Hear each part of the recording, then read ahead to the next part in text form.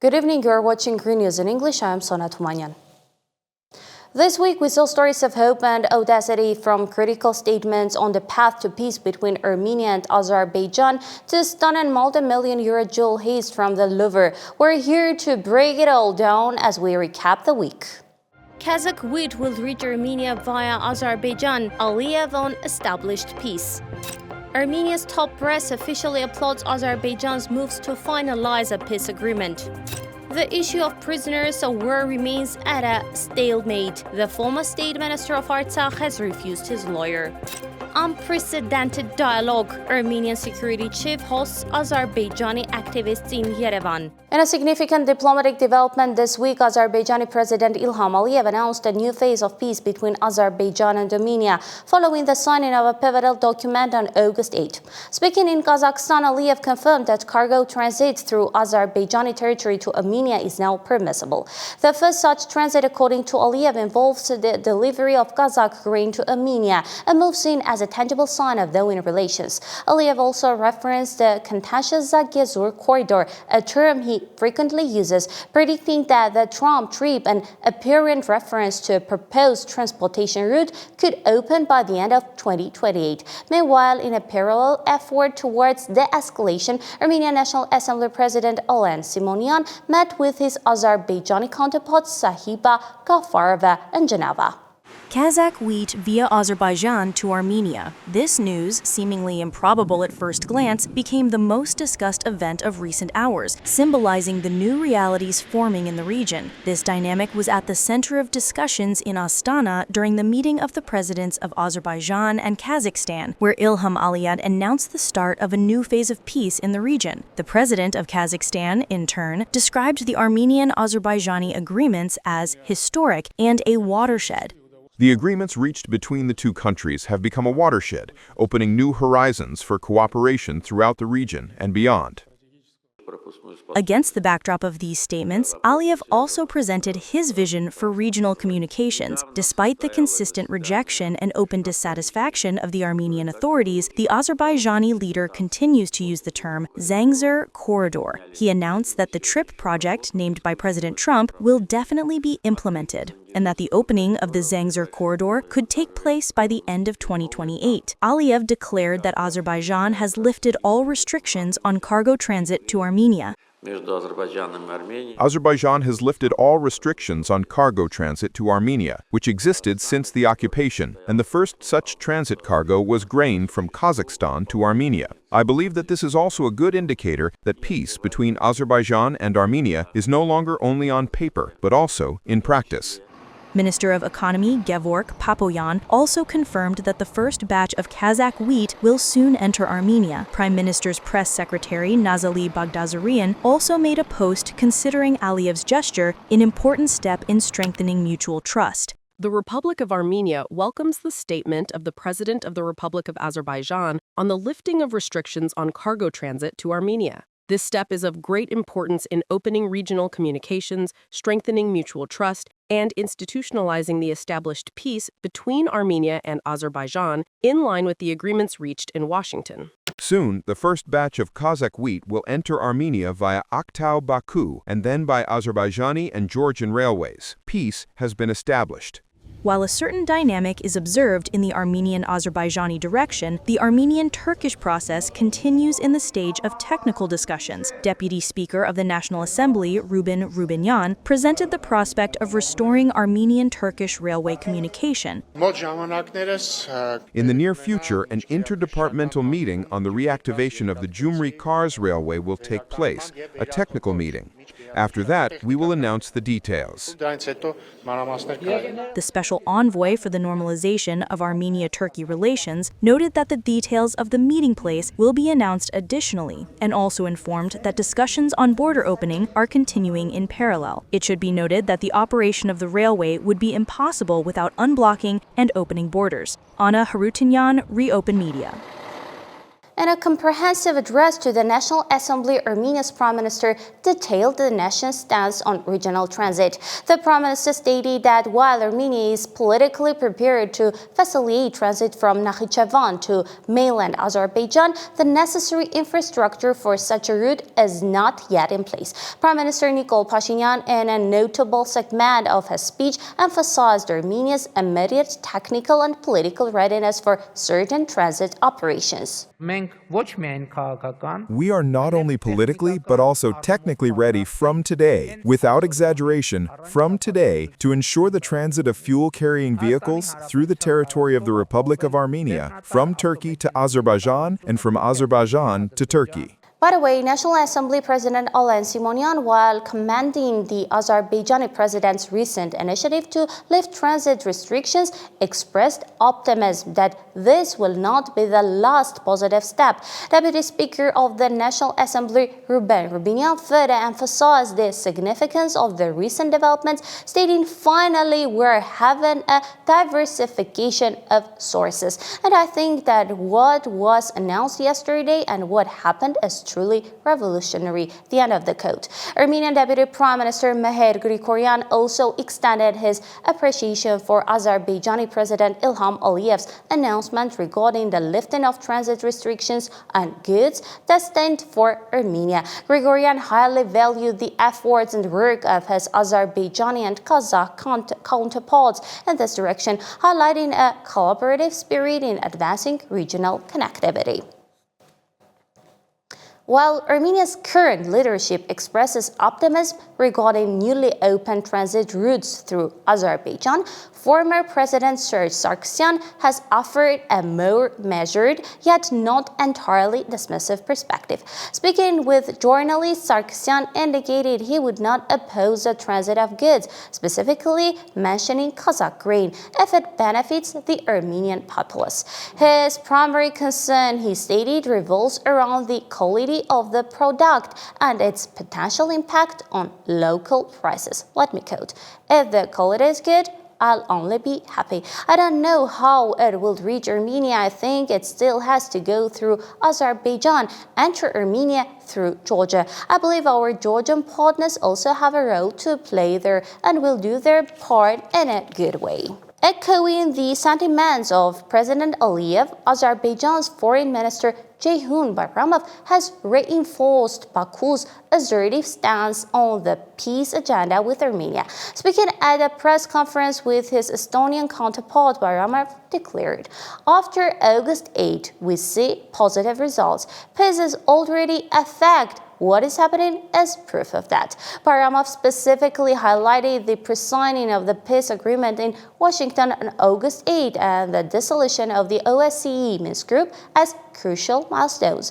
These events, he suggested, signify a decisive shift in the protracted conflict. According to the foreign minister, Armenia and Azerbaijan are close to the end of the normalization process, reiterating Baku's commitment to a policy of peace. Furthermore, Bayramov underscored Azerbaijan's anticipation for the swift implementation of the TRIP project that will open new opportunities for Europe, Central Asia, and our region. The diplomat added, emphasizing the broader economic and strategic implications of enhanced connectivity. And also, European officials are enthusiastically backing recent peace development between Armenia and Azerbaijan, signaling a significant shift for regional stability and economic ties. Magdalena Grono, the EU Special Representative for the South Caucasus, expressed the EU's determined support for these advancements. On X, Grono stated,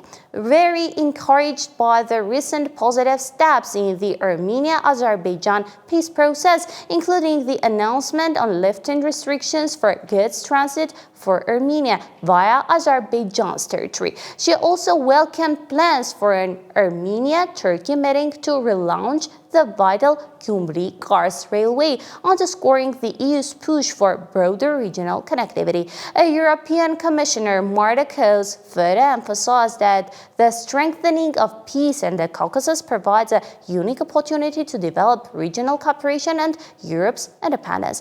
The collective EU message highlights a strategic vision, leveraging the peace process to foster economic collaboration, enhance regional stability, and boost Europe's strategic independence through new trade and transport corridors in the South Caucasus. And while Azerbaijan touts a new phase of peace and regional transit breakthroughs, a critical humanitarian issue, the fate of Armenian prisoners of war, remains a stock point of contention, threatening to undermine reconciliation efforts. Following the departure of the Red Cross from Azerbaijan, concerns are mounting that the prisoners of war issue has been plunged into darkness, with ongoing trials described as having serious legal gaps and resembling a farce. This situation, observers argue, urgently demands direct engagement and involvement from the international community and key global actors. In an effort to assist the Armenian prisoners of war, renowned French-Armenian international law expert Rafi Philippe Galfayan has launched an initiative to establish an international fact-finding mission. Galfayan shared details of this critical endeavor with Hasmik Arakelian, author of our French editorial. The only body at the international level powerful enough to compel Baku to release the Armenian prisoners is the UN Security Council. It is the only one that can apply real sanctions against a state for not complying with General Assembly resolutions or its own resolutions, but that will not happen as long as the Armenian government does not officially apply. This is the conviction of the reputable French-Armenian lawyer Philippe Rafi Kalfayan, who is working on the issue of the prisoners' freedom in high international bodies. There are two ways to appeal to the Security Council. Either the General Assembly decides by a majority and demands that the Security Council deal with the issue of the Armenian hostages, or one of the Council's member states raises the issue. As you know, the Security Council has 15 members, 5 of which are permanent. They are the USA, Russia, China, France, and the United Kingdom. They also have the right to veto. Today, there are not sufficient conditions in the General Assembly, because first, Armenia cannot secure a majority of votes, and in any case, it has no intention of submitting any request, especially not to the Security Council. Thus, let's forget about this option as it is not realistic. The French-Armenian human rights defender is not sitting idly by. At the beginning of this year, he started a process in the OSCE to urge the intergovernmental organization to conduct monitoring and observation of the trials of Armenian prisoners in Azerbaijan. So the idea I initiated was for us to appeal to the so-called Moscow mechanism, which is a tool provided by the OSCE that allows for the launch of an international fact-finding mission. This mission consists of 3 experts selected from a list of experts accredited by the OSCE, and they are tasked with investigating the issues predefined by the OSCE member states. We have proposed to the member states that this investigation focus on the conditions of politically motivated arrest, detention, and trials in Azerbaijan in general, paying special attention to the Armenian prisoners, as we have emphasized that in the case of Armenian prisoners, there's also discriminatory treatment based on national origin. Although the Prime Minister and Foreign Minister of Armenia insist that they are working on the release of the prisoners, international law expert Kalfayan sees something different in practice during his meetings with ambassadors of OSCE member countries. It turns out that Armenian diplomats have not submitted any requests. On the path of serious legal initiatives, Rafi Kalfayan and his team face such problems, as a number of ambassadors counter that they cannot initiate steps because Armenia has not appealed to them. Despite these obstacles, our presence, our oral statements, and our meetings with diplomatic representations show that we exist and that the OSCE must discuss this issue. Thus, we are reminding the OSCE and all its members of their obligations in this matter, because the OSCE is not purely a diplomatic structure from its inception. It was created to respect and protect the rights defined by the Helsinki Principles. This is, in fact, a means of calling all member states to order and reminding them of the Helsinki Principles. Second, this step of ours forces the governments of both Armenia and Azerbaijan to come out of their trenches. We have reached a rather paradoxical situation where civil society is calling all these governments to order, including those of Azerbaijan and Armenia. Rafi Kalfayan points to the pre-signed Washington agreement where there is no clause about prisoners and adds, the decisions of the International Court of Justice in the Armenia v. Azerbaijan case were the only victory that Armenia achieved, the only one on the legal diplomatic front, and Armenia gave it up, sacrificing that victory for the sake of a completely dubious peace. Kalfayan calls on Armenians in the diaspora and in Armenia to realize that what is happening today with the former leaders of Karabakh could happen to the citizens of Armenia tomorrow. Hazmek Arakilian, ReOpen Media. And now, in a dramatic turn at a Baku court, Ruben Vartanyan, the former state minister of Artsakh, has rejected his defense lawyer Abraham Berman, citing dissatisfaction with the judicial process. Accused on what Armenian officials term fabricated charges, Vartanyan's trial is closely watched, aimed broader concerns for Armenian prisoners of war held in Azerbaijan. Azerbaijani media reported that Vartanyan, facing accusations that Berman previously called contradictory to fundamental criminal law principles, has agreed to accept a state-appointed public defender. This development casts further shadows on the transparency and fairness of the proceedings, especially after the Red Cross's withdrawal from Azerbaijan left a void in humanitarian oversight. According to official Armenian figures, 23 Armenian captives, including 8 former Artsakh military political leaders whose trials have spent 8 months, remain imprisoned in Baku. Meanwhile, back in Yerevan, National Assembly President Alen Simonyan, fresh from a meeting with his Azerbaijani counterpart Sahiba Gafarova in Geneva, as I have already mentioned, assured journalists that the prisoners of war issue was a key agenda item. Simonyan expressed a shared urgency with Azerbaijan's parliamentary speaker on the matter. Let's listen. We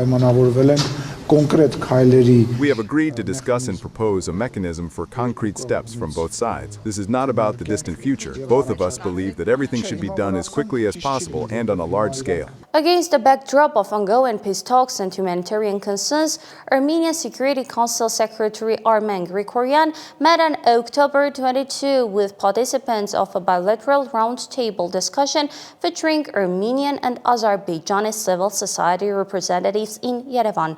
Grigoryan underscored the significance of such meetings in the context of normalizing Armenia-Azerbaijan relations, emphasizing their positive impact on fostering direct contact between people. He also highlighted that engaging diverse segments of society would only strengthen peace. Representatives from both civil societies thanked the Armenian side for organizing the event and ensuring a positive atmosphere, stressing the importance of continuing such initiatives to build mutual trust and cooperation. By the way, this is not the first visit by Azerbaijani delegations. Earlier, representatives from both Turkey and Azerbaijan participated in the Rose Road seminar held in Armenia. The civilian engagement underscores efforts to build grassroots understanding alongside high-level diplomatic initiatives. Coming up next, from the hallowed halls of the Vatican to a brazen haste at the Louvre, and we'll introduce you to the man now being called the architect of peace. Georgia's Minister of Defense in Armenia, Armenia's Prime Minister in Georgia, on the Silk Road to the future. Vatican diplomacy. Armenian PM meets Pope Leo XIV and honors a new Armenian saint. A tale of two presidents. While Trump forges peace amid chaos at home, Sarkozy trades the Elysee Palace for a prison cell. Global acclaim. Armenian lavash crowned world's best bread by CNN. Haste under her gaze. Thieves make off with priceless jewels, leaving the Louvre and even the Mona Lisa stunned. Adding to a series of regional diplomatic engagements, a delegation led by Georgian Defense Minister Irakli Chikavani arrived in Armenia for an official visit at the invitation of Armenian Defense Minister Suren Papikyan. This visit reciprocates Papikyan's invitation extended during his trip to Tbilisi a year prior. Discussions during the visit focused on reforms within the armed forces of both nations, as well as plans for bilateral cooperation. The two ministers formalized their commitment by signing a cooperation program between their respective defense ministries. This initiative is designed to enhance collaboration in crucial areas including security, joint military exercises, and intelligence sharing, underscoring efforts to strengthen defense ties in the South Caucasus region. Armenian Prime Minister Nikol Pashinyan made a reciprocal visit to Georgia, meeting with his counterpart Irakli Kobakhidze in Tbilisi. The visit followed discussions on strategic partnership and bilateral cooperation across trade, economic, and cultural sectors, with Kobakhidze thanking Pashinyan for his participation in the 5th Silk Road Forum. The forum itself saw a rare joint appearance of the prime ministers of Armenia, Georgia, and Azerbaijan. During the conference, Pashinyan publicly welcomed Azerbaijani President Aliyev's announcement on lifting transit restrictions to Armenia. Georgian Prime Minister Kobakhidze offered a broad vision, noting the global search for new trade routes and presenting the South Caucasus as a potential unified region for such opportunities. The prime ministers of the three South Caucasus countries met at the 5th Silk Road Forum, expressing satisfaction with the new realities formed in the region. Nikol Pashinyan noted in his speech that Armenia is ready to become a regional peace crossroads, realizing its untapped potential. Last time, in October 2023, speaking at the Silk Road Forum, it was from this very platform that I first presented the Crossroads of Peace project, initiated by the government of the Republic of Armenia, which subsequently received the approval and support of many of our international partners. The key idea of that project was to develop regional and international transport communication through the territory of the Republic of Armenia, not only towards Georgia and the Islamic Republic of Iran, but also in the direction of Azerbaijan and Turkey, with the opening of the border with them. In the implementation of this point of the declaration, Azerbaijan took an important step. Pashinyan again referred to the importance of the peace agreement between Armenia and Azerbaijan and the agreement pre-signed on August 8th, welcoming Azerbaijan's, as he characterized it, humanitarian step. President Aliyev announced yesterday that Azerbaijan is lifting restrictions on transit of goods to Armenia through its territory. This is an extremely important statement, and I want to express my appreciation for this step by the President of Azerbaijan and welcome that statement. Azerbaijani Prime Minister Ali Asadov also touched upon the topic of the peace agreement between Armenia and Azerbaijan, noting that the agreement pre-signed in its time will become a signed document, but did not specify when. The peace agreement between Azerbaijan and Armenia, one can say, is ready. Only the final nuances remain. When the time comes, it will be signed. Ali Asadov newly spoke about the importance of the South Caucasus being a transit hub. Irakli Kobakhidze noted that the world is reviewing traditional trade routes and supply chains, looking for new routes, and the South Caucasus strives to become that hub. I am especially glad that today we are joined by our friends and strategic partners, the prime ministers of Armenia and Azerbaijan. Your presence here confirms that we, the countries of the South Caucasus, have a common vision to work together to make our region an area of peace, stability, and economic opportunities. The Silk Road Forum, which is held every 2 years in Tbilisi, is considered the region's largest platform for discussing trade, transport, and investment issues. This year, it gathered up to 2,300 participants from more than 70 countries and will include a financial conference for the first time. Among the forum participants are representatives of governments, international organizations, including the UN, the World Bank, and the Asian Development Bank. Discussions are focused on the future of global trade, the development of the Middle Corridor, energy integration, and digital transformation. On the eve of the forum, Nikol Pashinyan met with Irakli Kobakhidze. The Prime Minister of Armenia made a publication and wrote, "Effective meeting with the Prime Minister of Georgia, Irakli Kobakhidze." Kobakhidze also emphasized the effectiveness of the meeting on his X page, noting that he's confident that this meeting will contribute to strengthening cooperation between Georgia and Armenia. Monica Hyrorian, ReOpen Media. While Georgia hosts regional leaders, the European Union is sending a stark warning, preparing for a partial suspension of visa-free travel for the country due to alleged human rights violations. EU Foreign Policy Chief Kaja Kallas made the announcement after a meeting of the bloc's foreign ministers in Luxembourg.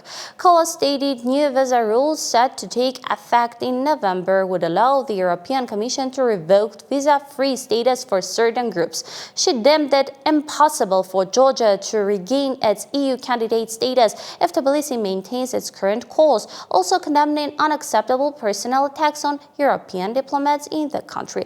This move signals significant EU disapproval of Georgia's recent actions, potentially impacting its European integration aspirations. And Armenia's Foreign Minister Arat Mirzoyan and EU High Representative for Foreign Affairs and Security Policy Kaja Kallas also met on Friday to put the finishing touches on a new partnership agenda, signaling a deepening of ties between Yerevan and the bloc. The high-level discussion in Luxembourg focused on finalizing and approving the new framework for the Armenia-EU partnership. According to a readout of the meeting, both officials stressed the importance of implementing mutually beneficial projects to boost economic and transport connectivity. They underscored that such initiatives would be significantly advanced by a lasting peace between Armenia and Azerbaijan, referencing diplomatic agreements reached in Washington this past August. By the way, the meeting comes as Kallas, an outspoken critic of Russian aggression, also weighed in on recent statements from Azerbaijan,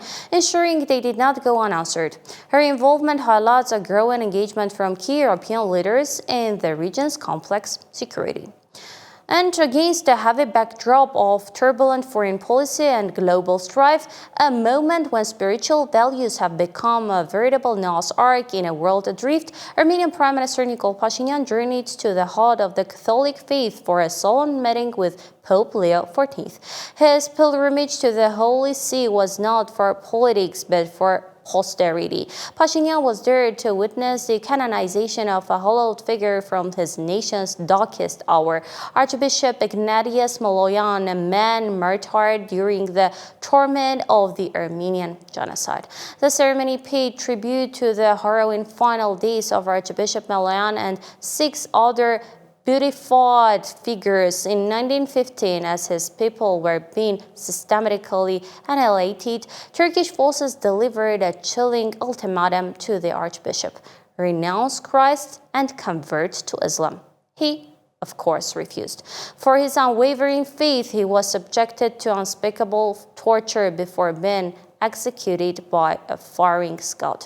His story is a tragic microcosm of national tragedy, a testament to a faith that would not break even as the body was broken.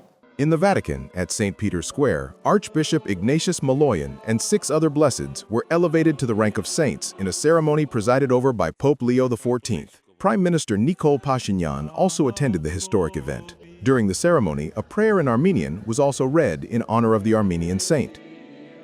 Թողան միշտ անսասան բահե հավատքի թավանանքը յուրաքանչյուր մարդու ավեդե փրկության ավետարանը եւ բոլորը առաջնորդ է թեպի այն հույսը որ չի հիասթափեցներ. Born in the Ottoman Empire, Blessed Ignatius was ordained as a priest at the age of 27 in the late 19th century, joining the patriarchal congregation of Brazomar and taking the name Ignatius. On April 30th, 1915, during the days of the Armenian genocide, Turkish soldiers surrounded the Mardin Armenian Catholic Archdiocese and its church on the pretext that weapons were being hidden. A month after these events, Archbishop Maloyan was arrested along with 27 other prominent Armenian Catholics, and the following day, other clergy and numerous faithful were also arrested. This is a great feast day for the Armenian Church. Ignatius Maloyan, a leader of the Armenian Catholic Church, gave his life for his people and his community. In prison, Mardin's chief of police, Mamdouh Bey, demanded that the archbishop renounce Christianity and accept Islam. Following his refusal, the Blessed Father was subjected to torture. His feet were beaten with a stick, and his fingernails were pulled out. Ad honorem sancti individuae Trinitatis. For the honor of the Blessed Trinity, for the exaltation of the Christian faith, by the divine grace of our Lord Jesus Christ, of the holy apostles Peter and Paul, we declare that these blessed shall be named as saints. On the night of June 10th, approximately 450 Armenians, including the archbishop and other clergy, were chained and driven into the desert. Along the way, he encouraged his flock and heard their confessions, knowing it was a death march. Near the Shikhani caves, Mamdouh Bey asked Maloyan to convert one last time and was again refused. Enraged by the response, Mamdouh Bey personally shot and killed the archbishop. A century later, in 2001, Pope John Paul II had beatified Archbishop Ignatius Maloyan in a solemn ceremony. He was killed on June 11th, the day of the feast of the Sacred Heart of Jesus, resisting to the end and steadfastly defending his faith. Following the ceremony, Prime Minister Nikol Pashinyan met with Pope Leo XIV. The Pope emphasized the close relations between the Vatican and Armenia. He particularly highlighted the role of the Mekhi-Terist Congregation of Venice in deepening these ties. Regional issues were also discussed during the meeting. Simon Hovanesyan, ReOpen Media. And now let's turn to the United States. Armenia's ambassador to the United States, Narek Mukherjee, met with Darren Spink, the co-founder and executive director of the Janus Forum, on October 21, the Armenian embassy in the U.S. reported. The Janus Forum is a transatlantic research center focused on economic interconnectedness, supply chain stability, and the economic security of the United States and its partner countries. During the meeting, the two sides discussed potential directions and formats for future cooperation. Much discussed potential meeting between Donald Trump and Vladimir Putin in Hungary now appears to be off the table, as the president's signature plan to end the war in Ukraine collides with a stark reality. Trump's proposal is deceptively simple: an immediate ceasefire, freezing the conflict along the current lines of contact. But the complexities on the ground are proven insurmountable. At the heart of the deadlock is an unbridgeable legal and political chasm. On one side, Russia has constitutionally annexed the regions of Donetsk, Kherson, and Zaporozhye, including vast territories it does not physically control, and now considers them sovereign Russian land. On the other, Ukraine's own constitution unequivocally defines those same territories as its own, making any concession a political and legal impossibility for Kyiv. With these two positions being mutually exclusive, Trump's straightforward "stop fighting, we'll talk later" approach is failing to gain traction, especially as the front lines remain fluid and violently contested every day. U.S. President Donald Trump, following a phone call with his Russian counterpart Vladimir Putin, has announced his intention to hold a meeting with him in the Hungarian capital of Budapest within the next 2 weeks to discuss ways to end the war in Ukraine. We just had a call, as you know, with President Putin. I thought it was a very good call, so we'll talk about it maybe later. But it went very well. In turn, Yuri Ushakov, the Russian president's foreign policy aide, added that the conversation, which was initiated by Moscow and lasted almost 2.5 hours, was extremely frank. Ushakov confirmed that the meeting location, Budapest, was proposed by Trump, to which Putin immediately agreed. Hungarian Prime Minister Viktor Orban, who is known both for his numerous expressions of sympathy for Trump and for being almost the only European leader to maintain close ties with Russia, responded immediately. Frankly, if you really think about it, there was no other option. If they wanted to organize the meeting in Europe, you have to remember that the Russia-Ukraine war is happening right here in Europe. And when you look at the map and at the leaders, it immediately becomes clear that today Budapest is practically the only place in Europe where such a meeting could be held. During the phone call, according to the Kremlin representative, Putin presented Trump with his assessment of the situation on the front line, emphasizing that Russian forces hold the strategic initiative. Naturally, the issue of the possible supply of American Tomahawk cruise missiles to Ukraine, which has become a difficult test for Russian-American relations in recent days, was also discussed. What do you think he's going to say? Please sell Tomahawks? Is he going to say, please sell those Tomahawks? I really appreciate it. I did actually say, would you mind if I gave a couple of thousand tomahawks to your opposition? I did say that to him. I said it just that way. He didn't like the idea. He really didn't like the idea. No, I said it that way. You have to be a little bit lighthearted sometimes, but no, he doesn't want tomahawk is a vicious weapon. Simultaneously, on the same day, in eastern Ukraine near Dobropilya, the Ukrainian Azov Brigade reported successfully repelling a large-scale attack by a Russian armored tank unit with more than 20 pieces of equipment and inflicting significant losses on the enemy. Meanwhile, the Ministry of Defense of the Federation reported that over the past week, its troops have captured a number of settlements in the Kharkiv, Donetsk, and Dnipropetrovsk directions. Zelensky, for his part, expects to convince Trump during the meeting to increase military support and provide the long-range Tomahawk missiles, which could make Moscow and other major Russian cities accessible to Ukrainian strikes. Kyiv hopes that Trump will focus on his efforts to establish peace in Ukraine, thereby strengthening his image as a peacemaker.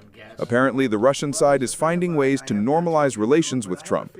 Evidence of this is the statement made by the head of the White House after his phone call with Putin, in which he emphasized the great potential for trade and economic cooperation between the two countries after the war ends.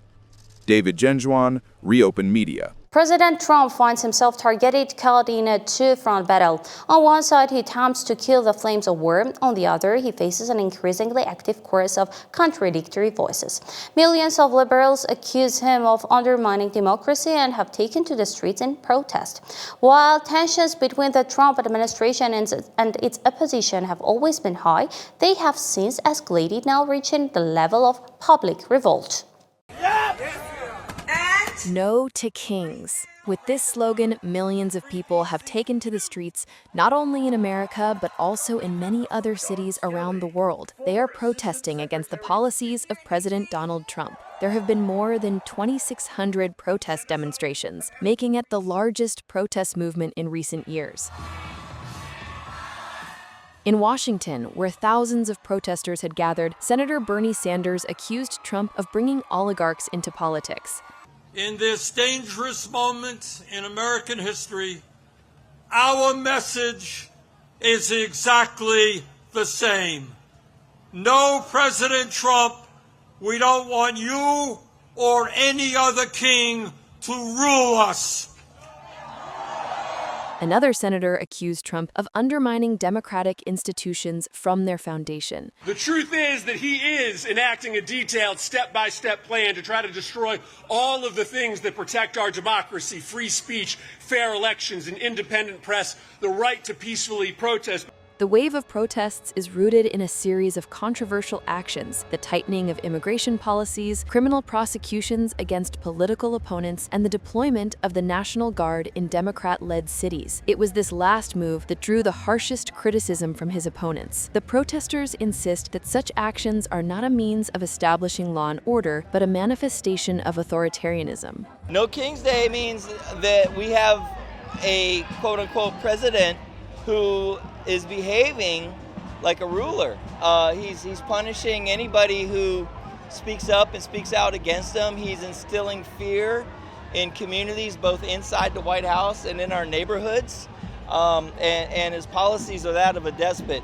I want to see a president in this country who obeys the Constitution, follows the Constitution, respects people, enjoys diversity, and we have to stand, and he's frankly a bully, and we have to stand up to a bully. A day after the protests, in an interview with Fox News, Trump responded to the demonstrations against him, denying any monarchical ambitions. A king. This is not a king.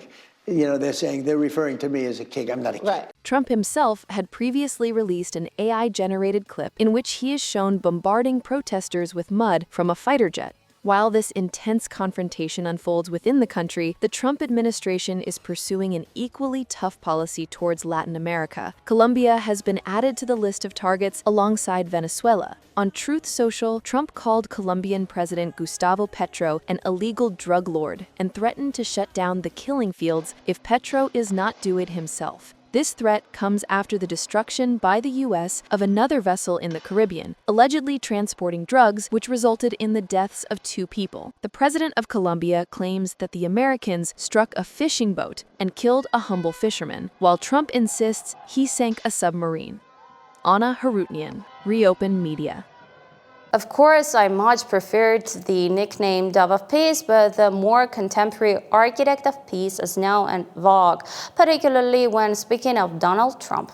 In a ceremony, the president was awarded a statuette of Richard Nixon, honoring him for a sweeping portfolio of ceasefires and peace agreements. The award specifically cited his successful mediation in conflicts spanning from Gaza and Armenia, Azerbaijan to India, Pakistan, and Rwanda, Congo, while also giving special mention to his efforts to establish lasting peace between Russia and Ukraine. The honor comes as Trump has repeatedly declared himself worthy of the Nobel Peace Prize, a sentiment not shared by the Nobel Committee, which recently awarded this year's prize to Venezuelan opposition leader Maria Corina Machado. On face, Trump quipped he now expects to receive the coveted award in 2026. In the meantime, the Architect of Peace Award places him in the company of past recipients such as Henry Kissinger and former President George Bush. As the fragile ceasefire in Gaza shudders under the weight of renewed violence, a critical question is now being asked in diplomatic circles and by those on the ground. Was the much heralded peace plan ever built to last? Analysts are now debating whether the deal was a high-stakes political bluff designed for temporary relief, a genuine but flawed attempt that has now collapsed, or simply a promise that lacked the political will to ever become a reality. U.S. envoys, including Steve Witkoff and Jared Kushner, met with Israeli Prime Minister Benjamin Netanyahu this week to salvage a fragile Gaza ceasefire after a weekend flare-up killed 2 Israeli soldiers and at least 28 Palestinians. Despite both sides committing to the truce, tensions persisted.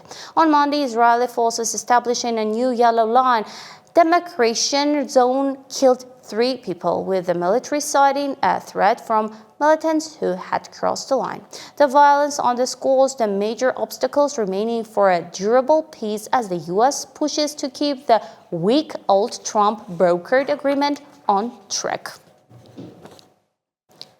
If you have ever watched Ocean's 11, felt inspired by The Gentleman Thief in Le Pen, and dreamed of cementing your own place in history, the Louvre might just be the perfect venue. After all, its treasures are famously accessible and of course varied. You might struggle with the large canvases, but when it comes to the jewelry, you are almost guaranteed to succeed. Someone just did. The Paris prosecutor has valued a new haul of imperial jewels stolen from the Louvre at a cool 88 million euros, a staggering figure that doesn't even begin to judge their priceless historical value to France. France's cultural minister insisted the security system operated properly, yet somehow the thieves were in and out in a stunning 8 minutes total, spending less than 4 of those inside the museum itself. Calling the incident a wound for all of them, Dady lamented, "The Louvre is the face of French culture."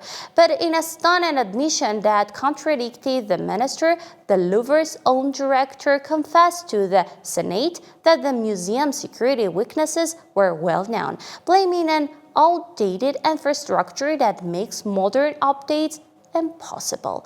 The haste breaks almost all records. According to a man who would know, Miles Connor, one of the world's most famous art thieves who famously stole a Rembrandt in the 1980s, offering some unsolicited professional advice to the new thieves on the block, Connor told ABC News their best bet is to lay low. The best thing they can do is hold onto them for a few years, then approach the museum through a lawyer and say, "We have got guys who can get these things back, but they're risking their lives," he explained, estimated a potential reward could fetch them a tidy $5 million. For the first time in centuries, someone managed to steal the show from the Mona Lisa, literally. A French affair from Élysée Palace to a prison cell. In France, the line between a political thriller and reality has blurred. It's a story where national heritage is threatened like stolen goods, and a former president is escorted to enjoy a 5-year prison sentence. Former French President Nicolas Sarkozy has arrived at Paris' La Santé prison. Reuters reports to begin his sentence in the sprawling corruption case known as the Recipient affair. The man who led France from 2007 to 2012 was found guilty of criminal conspiracy stemming from allegations that he accepted millions of euros from former Libyan dictator Muammar Gaddafi to illegally finance his 2007 presidential campaign. In a stunning fall from power, Sarkozy becomes the first former French president to be sentenced to actual prison time. He is expected to serve his term in a solitary cell, at least until his appeal is heard by the court. Through it all, his wife continues to stand by him from the glamour of the red carpet to the somber path to prison. Their parting was deeply emotional, a tender moment sealed with a kiss. As the world searches for paths to peace amid wars, as roads are both opened and closed and new deals land on negotiating tables, the cities of Yerevan and Naples have signed a new agreement on friendship and cooperation. Yerevan Mayor Tigran Avinian announced the pact on his social media page, highlighting the deep historical ties between the two cities. Naples is a city much closer to us Armenians than it seems. Avinian wrote, pointing to the historic San Gregorio Armeno street and church, which holds the saints' relics and serves as a beautiful symbol of the centuries-old connection between our peoples. The mayor also celebrated that a recent discussion has already yielded concrete results. Direct flights between Yerevan and Naples were launched in October, making the cities even closer. He concluded that the new agreement will pave the way for more joint initiatives with their partners in Naples. And finally, to end our broadcast tonight, a story from the heart. If the countless reasons to visit Armenia, its ancient churches, its resilient spirit, its breathtaking mountains are still not enough, then perhaps there is a more delicious reason that will speak to your palate. We are talking about our remarkable cuisine, but this time let's shine a light on our beloved lavash, which has found itself in the headlines of CNN, celebrated among the world's very best breads. In their tribute, they captured a spirit we know so well, writing, "When your Armenian mother-in-law comes toward you wielding a hula hoop-sized flatbread, don't duck." Lavash is draped over the country's newlyweds to ensure a life of abundance and prosperity. Maybe that's because making lavash takes friends. To shape the traditional breads, groups of women gather to roll and stretch dough across a cushion padded with hay or wool. It takes a practiced hand to slap the enormous sheets onto the inside of conical clay ovens, where they bake quickly in the intense heat. The bread is so central to Armenia's culture that it's been designated UNESCO's intangible heritage. It is a beautiful reminder that for us, bread is never just food. It is community, it is heritage, and it is a blessing shared between loved ones. And with that warm thought, we wish you a very good evening. Thank you for joining us. I am Sona Tumanyan. Stay informed with ReNews. Good night.